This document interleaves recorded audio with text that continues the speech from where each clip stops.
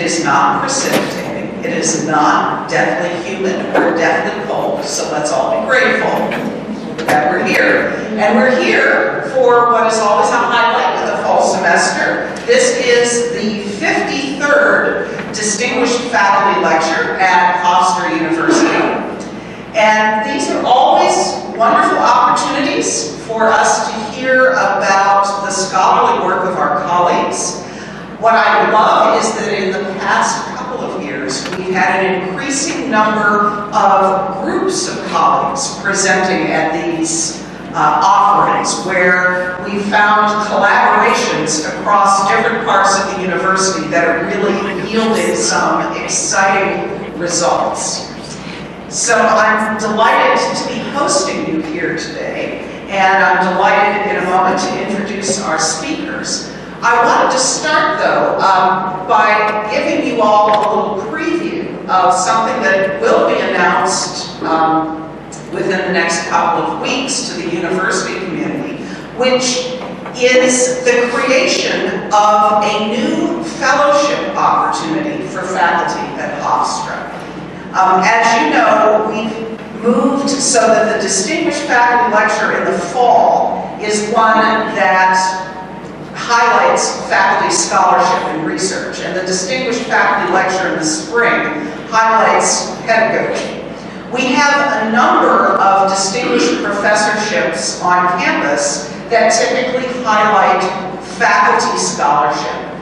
But I'm thrilled to let you know that our trustee and friend, Leo Guthart, is helping us to establish the Guthart Distinguished Teaching Fellows Program, which will kick off in fall of 19. But that means applications for this program will be available at the beginning of the spring semester. Unlike the distinguished professorships, these fellowships will be one-year fellowships open to faculty of any rank from the full-time faculty.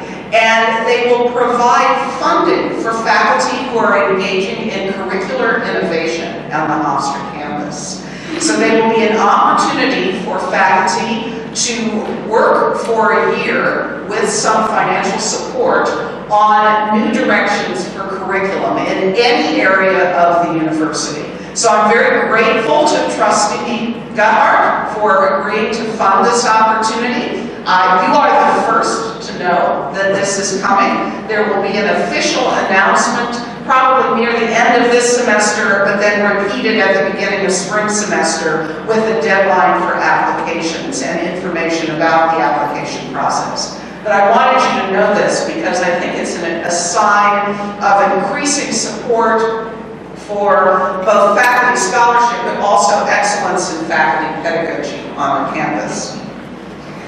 And now I would like to turn to introducing today's distinguished faculty lecturers, who are Krista Farmer, Elizabeth Florin, and Marianne Trasciatti, who come from three very different disciplines across the university: geology, psychology, and rhetoric and public advocacy.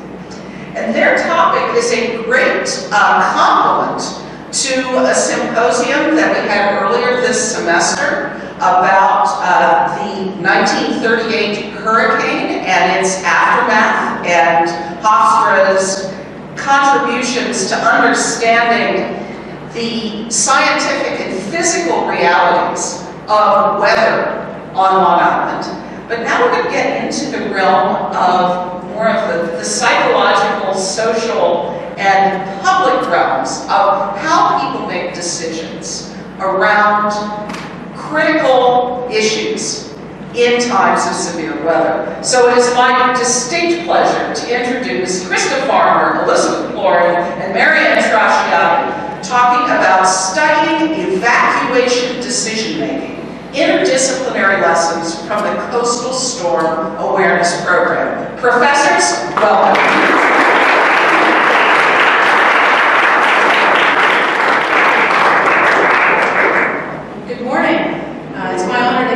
This event. Thank you very much for that introduction from Simmons. I'm Krista Farmer, and it's been my great pleasure to work with Marianne Trasciatti and Elizabeth Florin over the last 5 years. We've been doing one of 10 Coastal Storm Awareness Program projects. And today we plan to discuss our project. I know it's hard to see the slides, I apologize. I'll try to read them as much as possible. Studying evacuation decision making, both its very interdisciplinary process and some of its results. So we'd like to start with acknowledgements, because really this project would not have been possible without the funding of the Sea Grant programs in New York, New Jersey, and Connecticut, and the support of Larry Levy and the National Center for Suburban Studies at Hofstra. We're also eternally grateful to a long list of students who were research assistants. I think they've all graduated at this point because it took us long enough to write it up. But thanks to everyone. And I'd also like to also especially add thanks to the participants of the program. There were, I don't know, 50 or 60 interview subjects and people in the provost office who helped us submit the grant and all kinds of things that we owe to people. So anyway, so our plan today is basically fourfold. I'm going to introduce the problem and our approach, our general approach to it. Elizabeth will summarize some of our results, how to make better storm warnings. And then Marianne will address how we've disseminated the results and discuss some future related projects. She'll also give some of our reflections on interdisciplinarity and how this process has really been an interesting one. At which point we hope you'll ask some good questions of us as a panel. So, the problem. I probably don't have to define what a coastal storm is. How many people lived through Superstorm Sandy? Most of the room. So the main reason people die in hurricanes and other coastal storms is that they don't evacuate when it's advised. Over and over, many studies have found that about a fifth of coastal residents just don't ever plan to evacuate, no matter what, for various reasons, our study included. And locally, for Sandy, not very many folks at all heeded the evacuation order. This is a quote. I don't know if you can read it, so I'll read it. From our own paper, published this year, about the project. It's so fun to be able to quote ourselves. So the quote is, according to city officials, approximately 2/3 of Long Beach, New York residents did not heed the order to evacuate before the landfall of Hurricane Post-Tropical Cyclone Sandy in October 2012, despite clear warnings from the city manager and others to do so. In contrast, at the peak point of evacuation after the storm, an estimated 90% of people left the city due to infrastructure and housing damage. And this is information from Jack Sherman, who was the city manager, and Gordon Tepper, who was the director of communications. So Sandy killed 147 people, 72 in the mid-Atlantic and the northeast U.S., making it the deadliest single U.S. tropical cyclone event outside the southern states since Hurricane Agnes in 1972. And of course, that was written in 2013. And I'm not even sure if we've surpassed that point at this point, but there have certainly been some terrible storms in the last couple of years. So how do you convince more folks to evacuate to safety? It's really an interdisciplinary problem. So science and social science and art and communications and almost everything we can bring to bear. And it's not the only one we face. So problems that require solutions that cut across disciplinary boundaries also include climate change, which is something that I've worked on a little bit before this. And we do believe that academic silos hinder solving real-world problems. And a good example of that is the misinterpretation of the track forecast cone for hurricanes. It may make sense to meteorologists, but in general it confuses a lot of people in the general public. So here's an example of a track forecast cone. The most recent one. It was about 3 days before Sandy made landfall. And there was a paper in 2007 that just looked at the misinterpretations of this graphic. You've got the little yellow dot. If you can't see it, there's a little yellow dot where the hurricane is centered at the time of the image, and then there's this wide cone projecting where it's going to go, but that's just the center of the storm. People think this is where all the damage is going to be. And, we could go on and on about forecast meteorology and methodology of warnings. I just want to show this quick cartoon, if you can see it. There's a picture of Florida with a big cone coming at it, and the person watching says, there's a record player at the bottom, this cone of uncertainty, saying it's like some kind of bad broken record. Somebody made this in 2004. There were 4 major hurricanes that hit Florida that year. So anyway, back to what we did. After Sandy hit, there were some federal appropriations that included about $1.5 million through the NOAA Sea Grant program to try and bring a social science perspective to the National Weather Service. And this is just a quote from, well actually this is not a quote, but it's just a reference to a perspective in 2012 about the lack of social scientists in the National Weather Service by Lazo. And then the title of that paper was One Economists and Treaty for Increased Research on Weather Risk Communication, and it was published in Weather, Climate, and Society. It's a prominent, typical complaint about this problem. So Sea Grant put out their unusual call. Usually they do fisheries research. They're looking at how we manage our fisheries off the coast of our country, and they don't usually do social science in this respect. They do some economics, but they don't usually do psychology. So they put out their unusual call, and they emphasized the interdisciplinary nature of what they wanted to do. And I just want to emphasize a few quotes from the call. They want to better understand the current mechanisms used to disseminate and receive coastal storm hazard information. The goal of the program is to save lives. I used to be a paleoclimatologist, and you never saw saving lives in a call for proposals. So that was very inspiring. So we want to show this quick 5-minute video that the Sea Grant program made that really gives you a sense for what all the 10 programs were up to.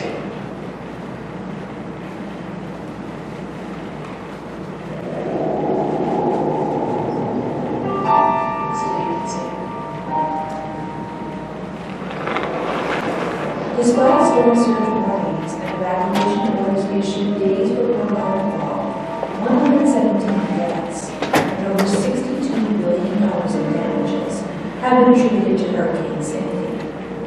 When the landfall of the Tri-State, the then downgraded superstorm shook the very foundation of coastal communities and the people living and working in them.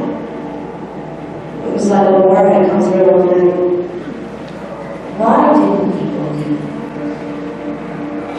Why was there such a failure to communicate risk to residents? What can we do better to prevent such a catastrophe?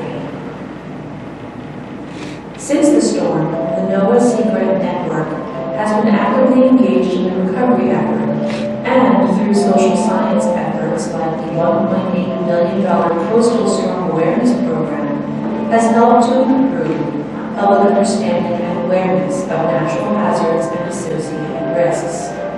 This is an issue that people in the greater New York metropolitan area have had to deal with for a long time. Sandy has brought it to the forefront.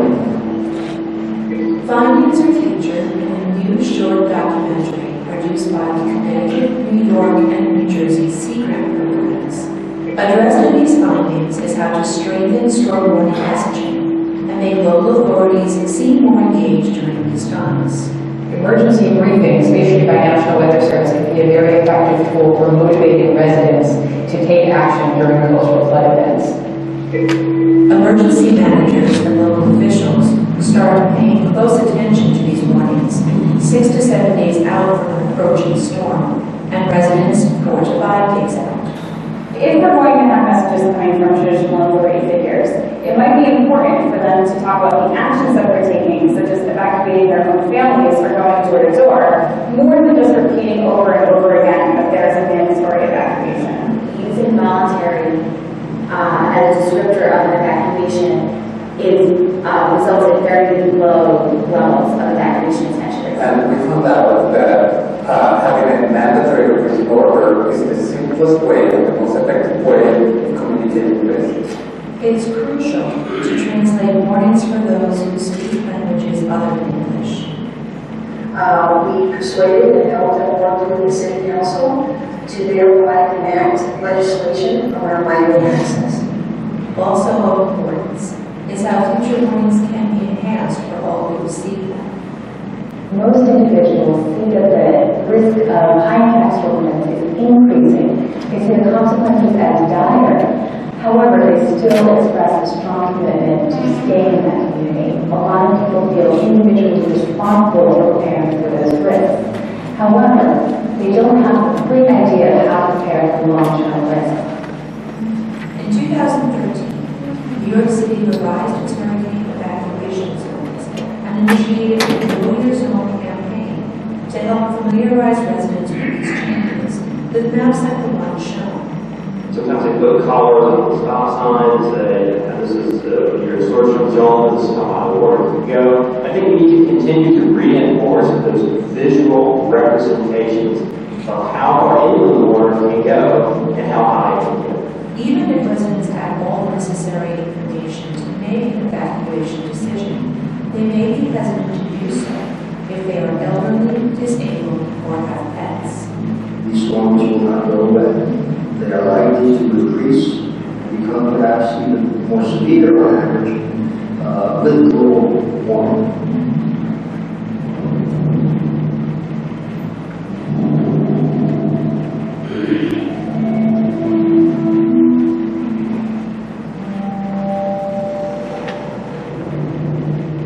So I know it was a little hard to see that video. If you actually go to this website, newyorkcgrant.org/CSAP, they have this version and also a longer 25-minute version where they really documented all the different projects and what they accomplished. So anyway, I saw this unusual call from Sea Grant, and I knew both Marianne and Elizabeth. I don't think they knew each other. And Marianne had already started, after Sandy hit, a collection of oral history stories where she was interviewing residents of Long Beach about their decisions.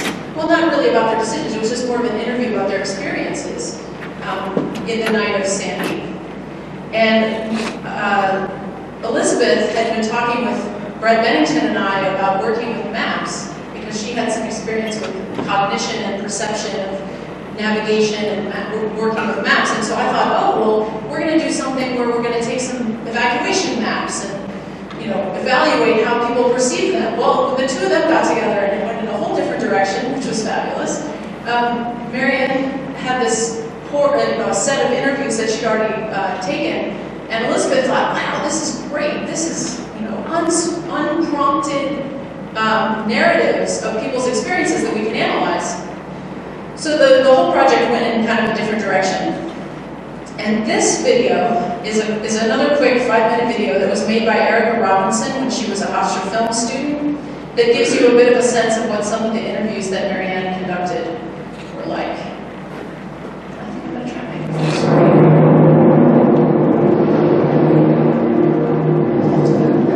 Can't do it, I'm sorry.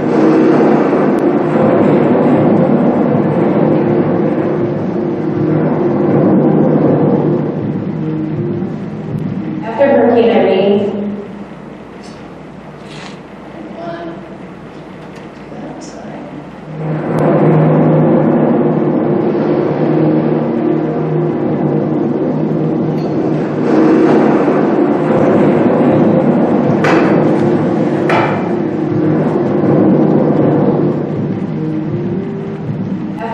Irene, I think most of the people in Long Beach were anticipating kind of a flop.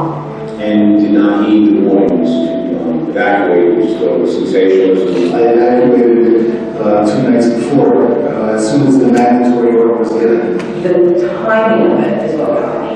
The 8 o'clock p.m., I didn't want to be putting the kids to bed and worrying about what was going on. The night before was basically filling up the bathtub with water. I anticipated about 5 days without water or electricity. We got water, for food, we made sure we had our batteries charged up. Lots of water just rockets come up the street, and it got higher and higher and higher. And that point was at 7 o'clock, 7:15. I was stunned at how fast it rolled out. It's at the curb. It's at the grass. It's at the front door. It's coming in the front door. And that was the last text I got. And at that point, the water started coming to the foundation. At one point, I really questioned if the house itself was strong enough to sustain that kind of damage. and the lights had gone out. You heard throughout the neighborhood, boom, boom, boom, boom. These are transformers going off. The train transformer, whatever that is. And there's a video too. And all of a sudden, as the water was coming out, the boat started to turn around and came over the tracks and hit our fence. Well, out the curb, and I was about chest high. I was 5'10". And we had all high level, so we're still 8 feet above it. When it came to the top part of that, then I started to get scared. My husband had, he went up into the attic and he came down and he had a baseball bat. And I had no idea what it was. I said, oh, why do you have that? And he's like, in case people come and look at our house. It was very difficult to find out what was really going on. We had no cell phone service, no news footage, nothing. It was like a war had come through overnight. No grass, nothing. Well, the house was gutted, there were no lights. It was very spooky and surreal. People's siding was in my yard and there were fences and just water and debris everywhere. We lost everything. Everything that was at that 4 feet level. No, everything that was below 3 to 5 feet was in the zone that was probably gone. Not getting washed as gone. We had insurance for things that were damaged outside by the wind. There's a registered choices there for fire and theft. Not for them. It's going to be a little more process with the insurance there. No, insurance will not. By the end of the week, this whole place had turned into like a floating drop-off center. The whole was filled with, like a giant flea market. People came out of the woodwork with clothes, they came out with food, they came out, one person made like a different kind of stew every day. They go, Paco, Paco, and people come out of their house and go. Those donations, I lived there for a month, and the help that came in from the surrounding states was, you felt that it belonged. All the times I gave to it was I never thought it would be the city. I think flooding is probably a reality. It's how it was before Sandy and it is now. I think the climate change that probably makes it even more of a possibility. And there is that thought in the back of your head that what if this was to happen again? You know, I don't think the scientists are wrong. I think that it's a strong possibility. I hate to give up because it's not my cup of tea. I usually provide some symptoms over the storm. I couldn't go through this in the time. And that's saying the storm's going to be just as bad as this one from now on. You really can't prepare for it. You can't build a wall. You can't call the army. You can't call anybody to help you fight something like this. You can't go into evacuation. And also, if you're going to build strong, build different, build just rebuild same architecture that you originally had. And it was better. I guess all those things learn how to do with prices from a personal level and a social level. There's nothing that this community will fight back on. And because the people bonding together, they'll make a difference. They'll come back and be stronger. That's what we focus on. So that gives you a good idea of the interviews that Marianne had done prior, actually, to Krista and I starting to work with her on this project. So now that Krista has set up the call itself and the unusualness of it and the idea that they wanted interdisciplinary work, it's my job to pull together what sort of Krista envisioned and what the grant was calling for, what Marianne had did, and then what we actually turned that into. So,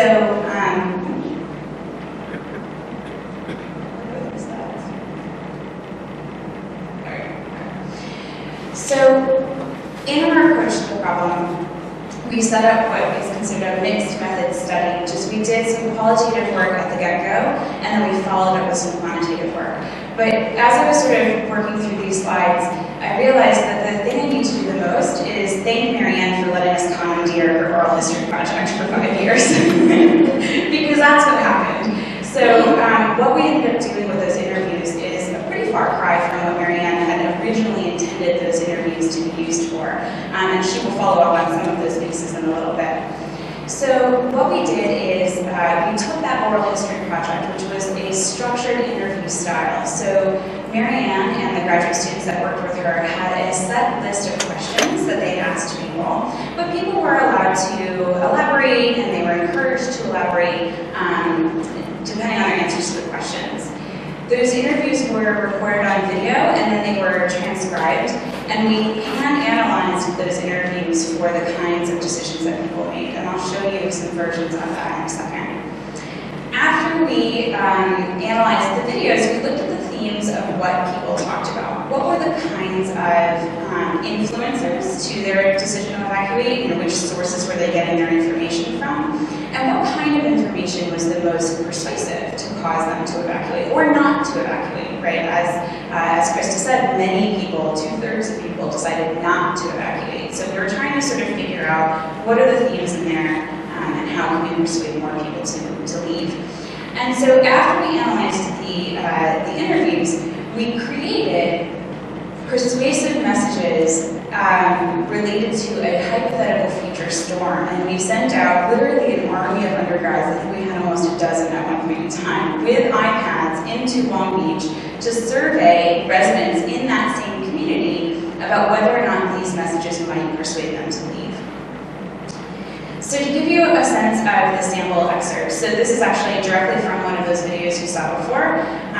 She said, I watched a 10-minute news report about how severe the tidal surge was going to be and what time the tidal surge was coming. It was coming at 8 o'clock, which is bedtime, and I didn't want to be fighting off the water and trying to put my kids to bed at the same time, so I evacuated that morning. So this would be coded for the fact that her source was a news report. The kind of information she was looking at was weather-related information, the tidal surge itself, and she decided, based on that information, to evacuate. This is almost the ideal what we wish everyone did, right? This is not what everyone did, as you're about to see. So for this one, I actually worked with the Long Beach Public Library, and I was there that Sunday. We were open 1 to 5, and everything was closing, and we were told by the police that we should close at about 3:30, and we ended up closing early, but again, you know, we didn't evacuate because I thought it wasn't going to be that bad.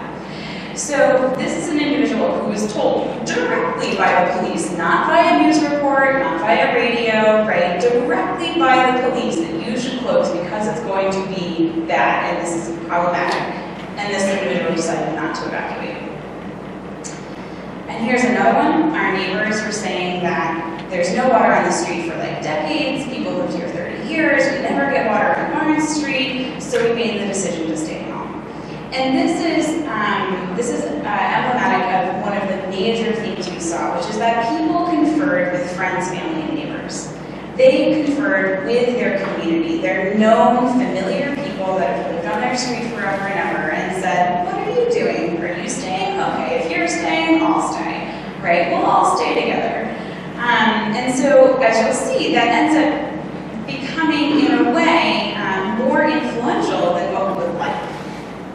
So this is straight out of our paper. I'm sure if you ask any of us, we'd be happy to send it to you. And it's maybe a little bit hard to see, but this has the major themes that we were looking for in that analysis. Now, as you saw in that video, those individuals, the interviewees, talked about a lot of things. We only focused our analysis on conversations about their evacuation decision, which means we only coded for some individuals maybe a tenth of what they said. So there's a whole wealth of information there that we didn't even touch on. But in terms of the kinds of themes you saw with evacuation decisions, hopefully you can see that if you compare authority sources, meaning the police, the city manager, the governor, versus friends, family, and neighbors, friends, family, and neighbors are winning out. So 69% of our participants talked about their friends, family, and neighbors when they talked about what influenced their decision to stay or go, and only not quite 17% of people mentioned a traditional authority source, the police, the governor, and so on. So when people give their own narrative about why they evacuated or why they didn't evacuate, they're completely ignoring authority sources, and instead they talk about their community. So that's problematic because we don't know who everyone identifies as their community. We can't tap into, in a mass-produced, mass media way, those friends, family, and neighbors. It's not really an option. It might be, I'll explain in a second. But it's not in a way that's really easily done, right? So when people reflect on their experience, authority sources don't show up. The other thing that you might see on here, those of you who can see it and are a little bit eagle-eyed, is right under friends, family, and neighbors, we have prior storm experience. So almost 62% of our participants mentioned prior storm experience. That was almost exclusively Hurricane Irene, which had happened the previous year. There had also been a mandatory evacuation order. Many folks said they actually followed that evacuation order, but because nothing happened, it ended up hitting upstate New York rather than Long Island. They thought, well, okay, it'll be fine again, right? It was fine for Irene, it'll be fine for Sandy, I'm staying, right? I felt like a fool last time. That came up in multiple interviews. I felt like a fool because I evacuated and then nothing happened, right? And all of my neighbors laughed at me when I came back. So it's called the cry wolf effect, as you might imagine, right? And it's true about hurricane evacuations throughout the country, not just Long Island, so in Texas and in Florida. And it's really, again, very difficult to combat because the aftermath of a hurricane last year does nothing to predict the aftermath of a hurricane this year, right? But people are notoriously bad at statistics, and we can't quite get over that hump, right? So we're sort of combating things on two fronts here. So now we have to think about, okay, so how do we address some of these things, like non-weather issues, like the cry wolf effect? There are other issues like I have pets or I have elderly parents, neither of whom I want to bring to the shelter or I can bring to the shelter. How do we deal with those issues? How can we use different levels of sources to our advantage? Okay, so if you're not going to listen to what Governor Cuomo says, fine. But how can we find an authority source that you will listen to? How far down on the authority level do we have to go? And how far up on the community level can we achieve in order for you to actually listen to what we're saying? And what kinds of messages are most important beyond the technical information? So there wasn't a lot of discussion about the actual technical weather information. And this goes back to what Krista was saying about the call. NOAA kind of recognized, and the National Weather Service has recognized, that though they have spent so much time perfecting exactly how we tell people weather information, people either don't understand it or they ignore it. It's not meaningful, right? So what are the messages that we can give that are beyond that information that are able to convince people to leave? So in this survey, this is what the survey looked like on the screen, basically. We had persuasive messages, and we asked people if this message came to you via a news report, whether that's in the paper, on the radio, on the TV, how likely would you be to then leave? Would you stay in your home, you have no worries? Would you consider leaving? This at least has put like a seed of doubt in your head. Or would you evacuate? This would be enough to say, okay, I'm done, I'm leaving. And so we varied the authority sources. So this is a very traditional authority source, the county executive. And in fact, this one, I believe, is pulled straight from a robocall that happened during Hurricane Sandy. So this is a message that they already tried to use. And obviously, we have some sense that it was non-persuasive. So we're sort of checking to see how that works. And then we tried different authority sources. So we said, okay, what about the Chaplains Association of Long Beach? If you are a person of faith and you have some belief in that faith community and what they say, maybe if the Chaplains Association of Long Beach starts talking about the evacuations and is asking congregation members to help each other out. We had a similar one talking about the Jewish Community Center of Long Beach, right? We tried sort of like a medium level authority source, somewhere between traditional authority source and your neighbor that you know really well. And we also changed it up. So this is talking about that sort of non-technical information. So what if instead of just saying there's a mandatory evacuation order, that becomes overwhelming and people just stop listening after a while? What if instead we talk about what those authority sources are doing? So in this case, we're talking about members of the local fire department going door to door and actually explaining what's happening. So if you saw in the news that members of the local fire department were taking action and going door to door, would that say to you, okay, this is actually serious if that go to each individual house and explain the evacuation order to people. So I'm not going to show you all of the results because that becomes an overwhelming amount of numbers on a grid. Instead, I'm going to tell you some of the interesting things that we found, most of which we didn't expect. I think that's always the fun part about research. So one of the things is that actions taken by authorities are more important than the message itself. The messages that had the most impact were authority sources, traditional authority sources like the fire department or the police, doing something. Not just that they are repeating again that there's a mandatory evacuation, but that one about the fire department going door to door, that was persuasive. There was a message about the police evacuating their own families. Again, that was persuasive. So if the members of the police department think that this is such an important thing that they're going to evacuate their own families, then that's an indication that I should get my family out, right? And the other thing was that noting impact of water and sewer disruption is a special kind of disruption to your life.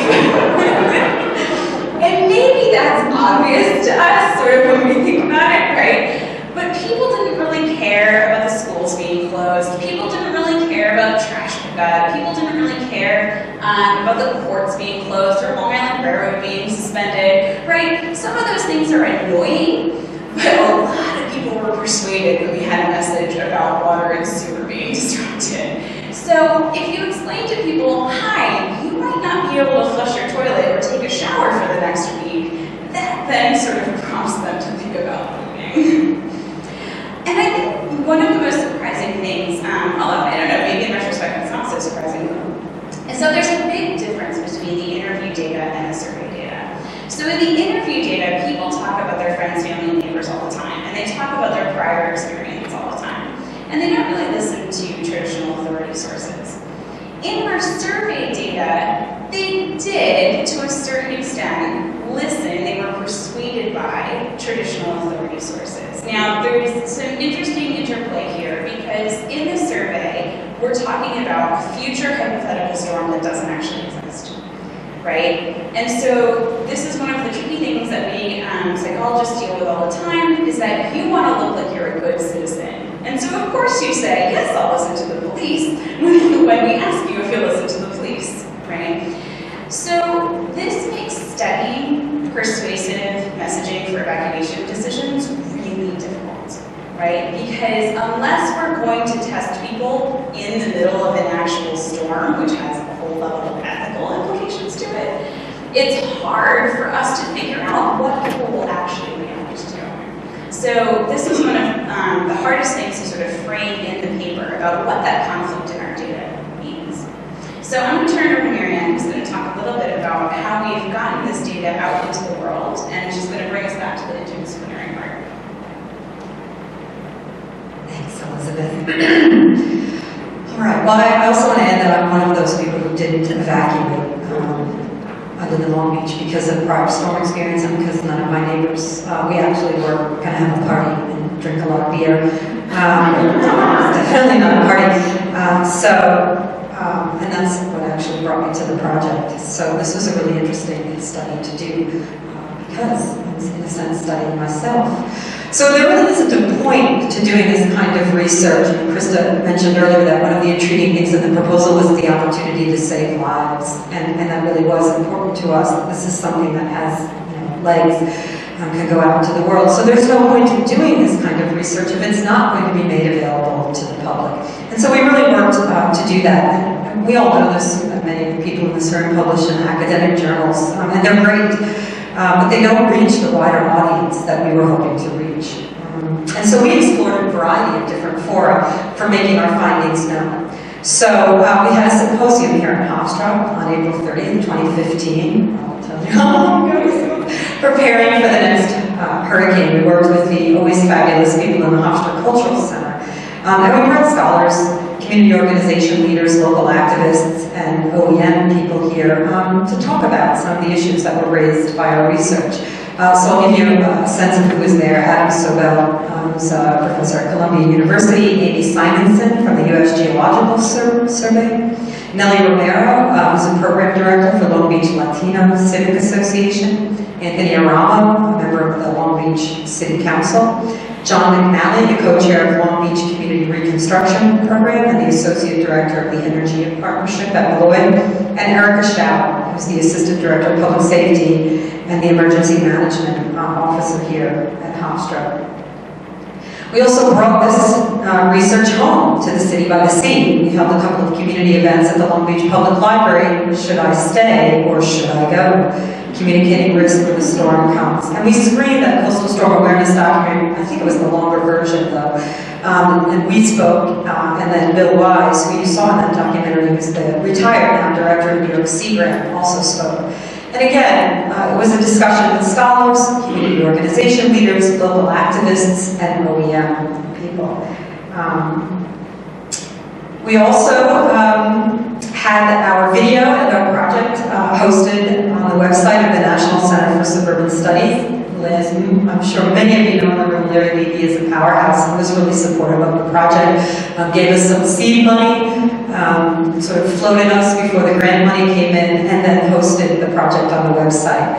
And we also published in an open access journal. And we did that because we wanted, again, the research to be available to people other than individuals and institutions who subscribe to academic journals. We reached out to Long Beach COED, Communities Active in Disaster. There are COEDs in communities around the U.S. And essentially what a COED is it's a group of community organizers, businesses, nonprofits, and individuals who work together to plan community responses to a variety of emergency and disaster situations. And Liz Treston, who's a very active member of the Long Beach COED, let everyone know about our study and tweeted the results and helped to disseminate. We also then were invited by John Baroni, who is the chair of the Nassau County Fire Commission and a Coastal Storm Awareness Project Advisory panel member, to present at a hurricane conference in Florida. And Krista was there and spoke about our work there. And we have since then sent copies of the published paper to OEM contacts around the country. So we've really worked hard to do that because, as I said, there really isn't a point to. I mean, otherwise it's feel good, but it doesn't go anywhere. And this is the kind of research that really needs to go somewhere. These are some of the publications too that came out of the CSAT project. We had a conference in Newark, right? Was it Newark? Yeah, which is a really great place to have a conference. And we're just really blown away by the work that our colleagues at other universities were doing. And so you can see that there are a number of publications in Weather, Climate, and Society. Ours is in the Journal of Applied Communication Research. Risk Analysis is another journal, to really get at the human dimension of storms like Sandy. So this was a really great project. It was a really great experience for me to get to know my two colleagues and to work together, but it was not without its challenges. And the first challenge that we wanted to address was the grant itself. This was a rapid, the timeline was really brief. And me in particular, I'm a humanities scholar. Like, I'm just not used to that kind of, like, oh my gosh, we need to have something ready tomorrow. So it was tough. So a few of the challenges was the availability of sources, first of all. So we're calling them here false starts, right? We wanted to analyze news coverage of the storm, see how that was interpreted by people. But as you might imagine, news outlets were reluctant to release that footage to us. And that's understandable. I think they didn't want to be held responsible for people's decisions. And so, as is sometimes the case in whatever discipline you're in, we didn't have all the sources that we wanted. And also, with regard to data, interviews to analyze, I interviewed a number of Spanish, actually Latinas, all Latinas, about 10 women in the Long Beach community, and they were terrific. They were very brave. Many of them are undocumented. They told extraordinarily compelling stories. We had an interpreter there, and they were willing to give their names. They were willing to go on video. They were willing to talk about their circumstances, and they were in many ways very different from the circumstances of other people in the city of Long Beach. And I just should add that the range of people, I don't think the video really captures that. That's not to criticize the student who made a terrific project. I mean, she really told a great story. But the people I interviewed included people who live their lives in wheelchairs, and so evacuation orders are really, they have different resonance for them. Included people in the African American community, included recent immigrants, Latinos, included single parents, children. So there's a range of sources, and we couldn't use them all. In particular, the size of the sample for the Spanish-speaking residents was too small to really do anything with in a social science study. Another challenge we had, and Krista alluded to this in the beginning, was working with a very large team of undergraduates from multiple disciplines with varied levels of preparation for this kind of work. They needed an extraordinary amount of supervision, and that was really Krista's bailiwick, and she did a really great job, but it was a lot of work. And then again, to return to the short timeline, this was a 1.5-year grant cycle because they really wanted the information out there. And it only took us 5 years to get it out there, but the grant itself was very short. And so, you know, we had to squeeze this in once we realized we had got the grant around teaching, our other research commitments, and our lives. But there were some good things. I mean, this forced us to really plow ahead to ask questions that were very timely and very answerable, and to abandon any insecurities we might have about doing this work. It's not what any of us do in our scholarly lives, and to move forward. And it also forced us to streamline our approach and answer fundamental questions without the luxury of belaboring the point, which of course academics really like to do. I'm including myself in that. My children would definitely say that. So we have an archive here of, as Krista and Elizabeth both mentioned, there was a lot more in these narratives that we were able to touch on in the project. That's Gail Schwab up there, if you're wondering. That is in fact Gail. She was one of our subjects. She lives in Long Beach. And we just want to give you, play a clip that gives you a sense of the other stuff that's in there.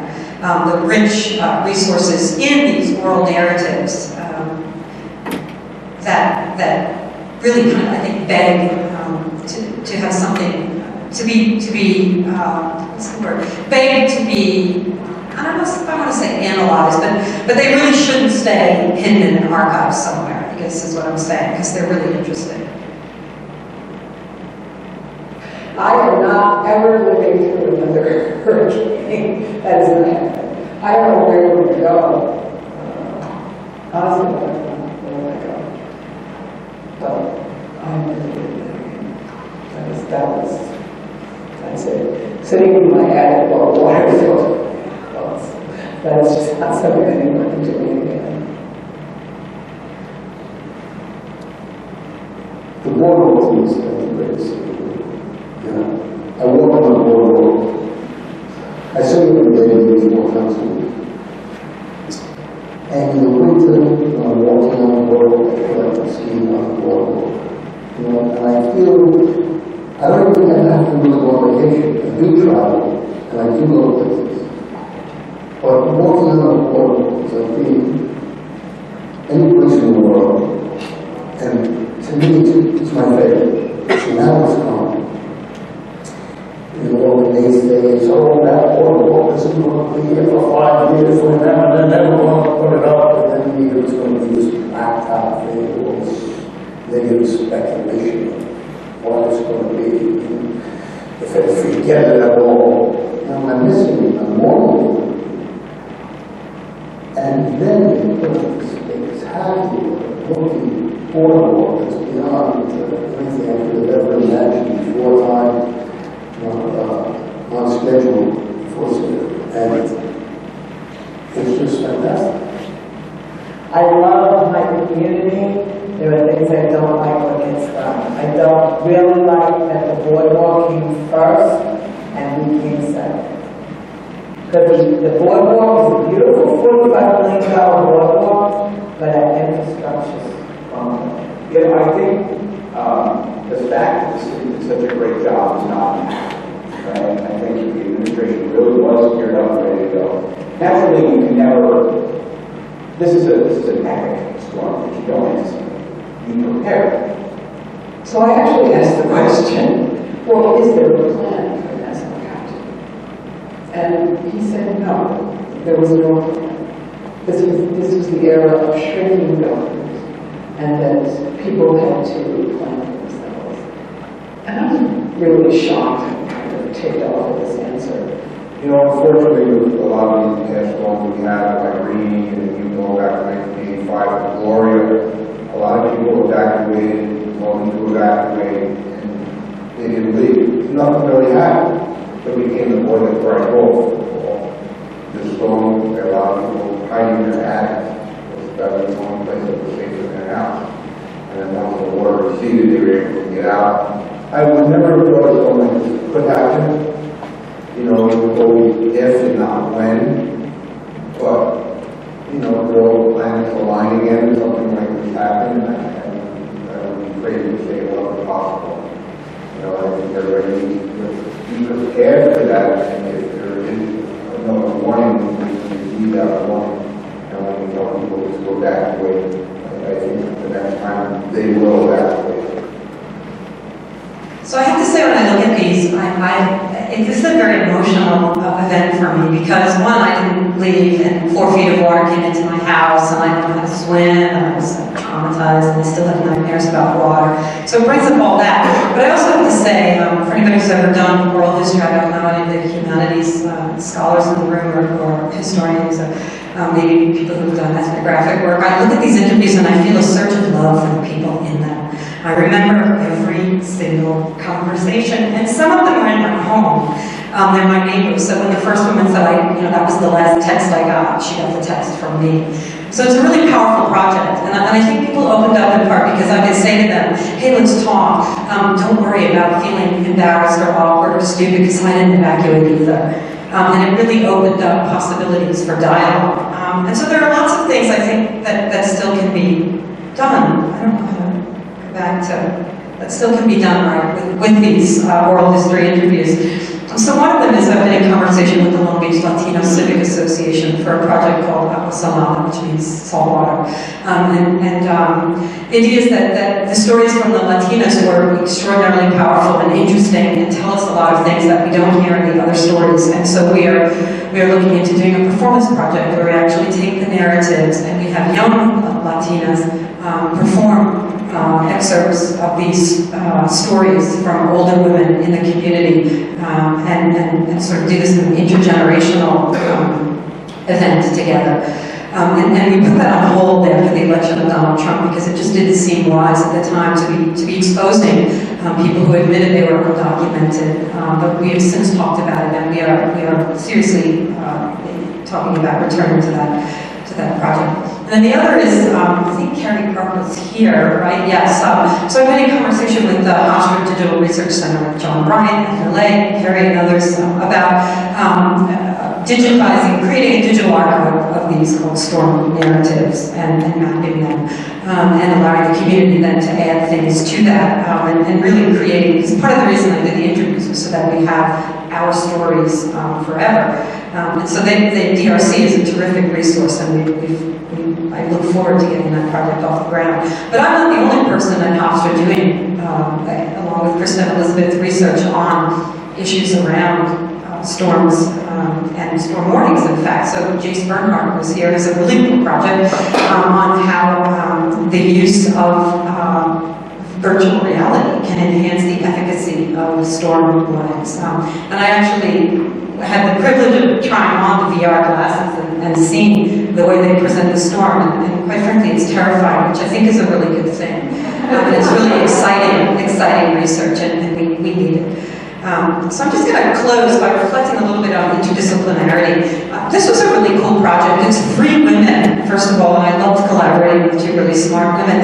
And we are science, I'm going to call psychology, social science, and humanities. And in fact, I'm the first rhetorician that Sea Grant has ever funded, and that was really this is no one of us. This is always the case with good interdisciplinary collaboration. Even with the grant money at our disposal, no one of us could have done this study alone. We had to find ways to talk to one another to solve this problem. And as I mentioned earlier, we just couldn't take fundamental assumptions of our respective disciplines for granted. So for example, in psychology, there is an emphasis on the authority of the source. And in rhetoric, we look at credibility, what we call ethos, right? Expertise, likability, trustworthiness, etc. The other thing that was a shock to me was, oh my gosh, scientists pay to publish their research in journals, right? In the humanities, we don't do that. So that was a really interesting moment for me when we were looking for journals. I'm like, oh gosh. But journals, as we know, have audiences who have expectations, and so finding an appropriate home. Most journals write for specific audiences, even if they invite multidisciplinary research, and that's a really big challenge, especially when the journal isn't in your discipline, and the research isn't in any single discipline.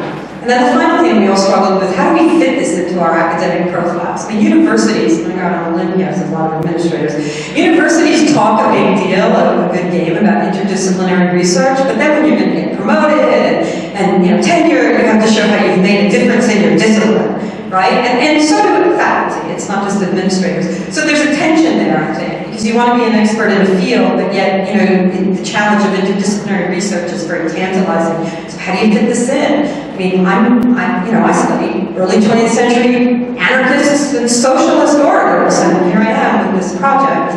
So it's an outlier, for sure. So what do we do with this? And I think that that's part of the fun, actually, breaking through that academic mold of popular dissemination and with doing something that isn't in your very circumscribed area. And so I will close there, and we invite your questions or comments, criticisms, concerns. Thank you.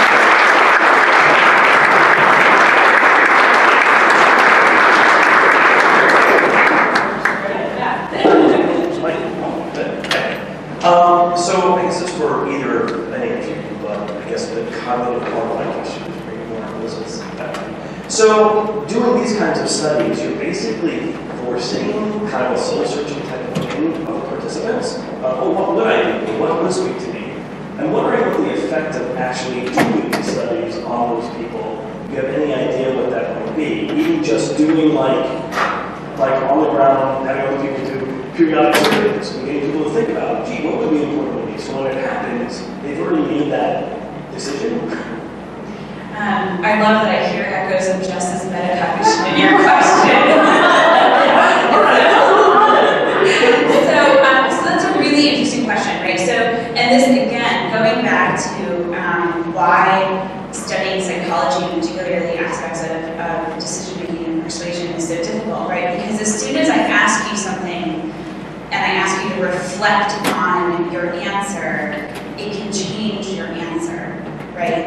And so, I suppose we don't know, because we did not do this in a longitudinal way, right? The way to study that would be to go back to those folks who did the survey, maybe during an actual storm, and see whether or not they evacuated, right? Or, we can survey them in the middle of the hurricane season when maybe something's happening in Florida, right, and not on Long Island, and have them take the survey again, and do they find it more persuasive, right?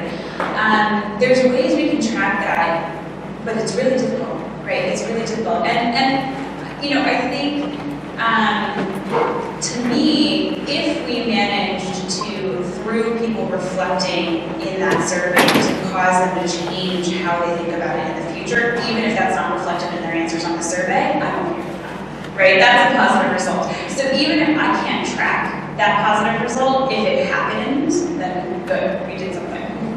Yeah. First, just thanks. This is a really inspiring example of working through disciplinary barriers and producing really meaningful research, which is excellent. So, a novel question here, but do you think, what role is the physical geography of Long Beach play in the results? So the fact that it's, maybe that's the fact that it's surrounded by water, you take a bridge to get there, indicative of many other coastal communities, but does that maybe lead people to be more insular, the fact that they rely on the very local authority figures in the conversation versus, even Nassau County, Boston, and Hempstead, or Mineola might seem to know, let alone New York City media coverage. How does that play a role? there's something about living on an island that seeps into your consciousness. So we've got an attitude, right, in Long Beach. So there's this sense that we got this. I mean, so I don't know if that's, but there is a psychology to it that is really interesting, which is, you know, to the very fact that I chose to live here means I'm a tough person who will tough it out. So I don't know if that's, you know, what you're getting at. It's not exactly about geography, but I think that there is a kind of a psychology to living on a barrier island that affects people's decisions. You know, if you're not hardy enough to stay during a storm, then you shouldn't. It's kind of like a variation on that. If you have to ask the price, then you shouldn't be dining in this restaurant, kind of thing.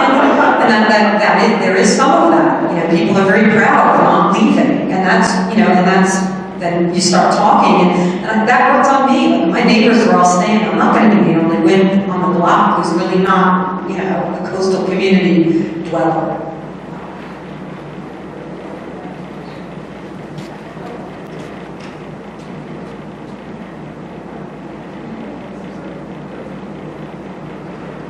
I want to thank the three of you for a very informative and exciting presentation. And I have a question that kind of follows what you said in an earlier question, and that is, how many people in Long Beach really understood storm surge? Because it's one thing to think about hurricanes or storms, but most people, I find, have no idea what storm surge means. I think there's been a real evolution in storm warnings and understanding of storm impacts. A lot of the National Weather Service people were at the conference in Newark, and they were talking about how it used to be that people just thought, oh, hurricanes, wind damage, right? And they've really focused a lot in the last, I would say, 10, 15 years on developing new graphics, and they seem to roll new ones out every year. So I don't know for those of us who track those things, but they made a lot of effort to try and explain how far inland the water goes. I mean, you saw Jamie Rome was one of the folks who was doing this, talking about putting collars on street signs. I mean, you know, there's a long way to go in explaining those kinds of effects. Kind of a political comment too. We also need to, even if people know what storm surge means, like, who are people? Like, we need to translate that into multiple languages, right? We can't assume that just because you know what storm surge means in English, you're everybody who matters. And that was the problem we saw with Helen Alessi up there. So we need to the city of Long Beach is still not translating things the way it should. So we need to make sure that messages get out in multiple languages as well, because there are multiple, you know, language speakers in our community. So I think the issue of understanding, but you know, I'm always trying to remind myself that we can't just be thinking about people understanding it in English, right? Because in Long Beach, at least, the people who are most vulnerable live in basement apartments. They are absolutely the most vulnerable. And if they don't understand the words, even if they would understand it if it were in Spanish, it doesn't matter if it's in a language that they don't understand, even if they have the concepts, they're not sure because of the language barrier. And they have to get out because they're the first to be flooded. But they would understand graphic, right? We were talking about... If it's well done, sure. But and also the supplementary information is in Spanish as well, because if you have questions, you know. So I think language access is essential.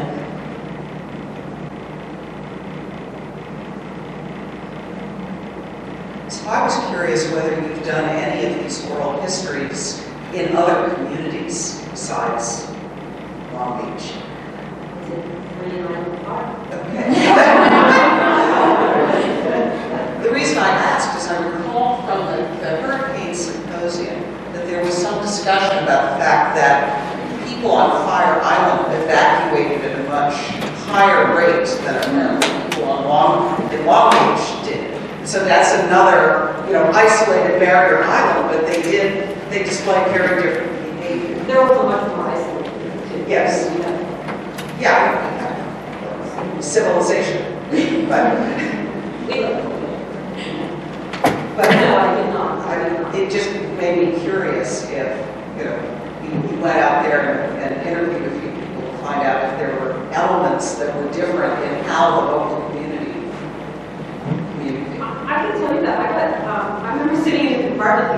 phone, Dalton was there. The phone rang. I was like, oh, I gotta go, it's the feds. And because FEMA was calling regularly to get information.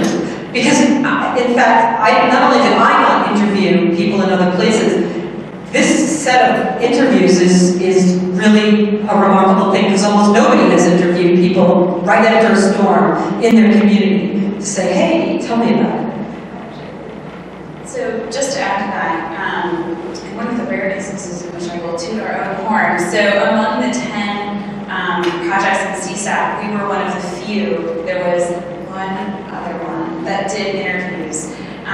Most of the other projects were doing large-scale surveys, and they were doing surveys where they were contracting with a third party that would take all of the phone numbers in a particular zip code and then would robocall for you, and they would go through all of your questions. So that was one of the key parts, is to have the interviews, right? To have someone say in their own words what was happening is sort of one of the key parts of this project. And it was the part that when Krista explained to me what Marianne was doing, that was the thing that I went, oh my God, you have actual just dialogue from people talking about their experience. We never get that as psychologists. Like that's like, that's insane to have a large group of interviews that I can sit and sift through and see what words people are naturally using to describe their situation. That's really unique to this kind of study. So I have a microphone. So thank you again. And this question actually dovetails really nicely on what you just said, because I'm wondering about kind of transferability and being able to say, because there were just these devastating fires in California. So when to evacuate it isn't just about coastal flooding, it's about how do people make these decisions and how do you get access to their stories. So I'm just wondering how you're taking that on the road to get other people to emulate your excellence. I have an answer to that. You're right. So there are hurricanes are not the only disaster that we need to evacuate for, right? We see the forest fires are an excellent example. The forest fires are, I think, pose some interesting problems. Obviously, not an expert on forest fires, but they can spread in multiple directions, right? They don't have a direct path per se, and their shift is a lot more unpredictable as well. And in that way, they are almost more like tornadoes. So when you look at evacuation and general warning research, they separate out hurricanes versus tornadoes. Because hurricanes, you have a long lead up. You typically have multiple days where you can think about your evacuation plan and what you're going to do. Whereas with a tornado, it is such an acute event, and it is unpredictable in its pathway that you have to act now. And those communities are actually quite conditioned to act in an acute manner. And I suspect, though again, I'm an expert in forest fires, that the same is true in areas where forest fires are prevalent, right? That there is an understanding that there may be an instantaneous decision that you need to make, as opposed to with hurricanes. I mean, let's be honest, right? With any hurricane, right? You start seeing it on the Weather Channel probably 5 days out, and it becomes like an interesting news story, like, ooh, where's the hurricane gonna go, right? It's like a weird gambling game, right? And it's a very different decision to have that much time to think about it. And if you know anything about humans, it's that the decisions you make under a time pressure versus the decisions you make with more open-ended time, they are very different things. And so there are some relationships there, but because of the unpredictability of forest fires, I think they're not quite a one-to-one match. Yeah.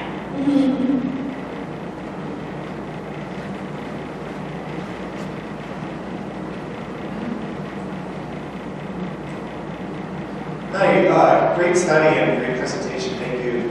I have a question about your experiences with the funding agency, because CGRANT is kind of a traditional funding agency that's been working on issues of pollution of Long Island Sound, curious fisheries issues, and a number of science, limited social science, some, but limited social science work. I'm wondering what it was like working with them, because they didn't really have the expertise of what you did on their advisory board, and also what that might have transformed the agency through your work and through the work of all the other people who were funded, all the other organizations that were funded in that process?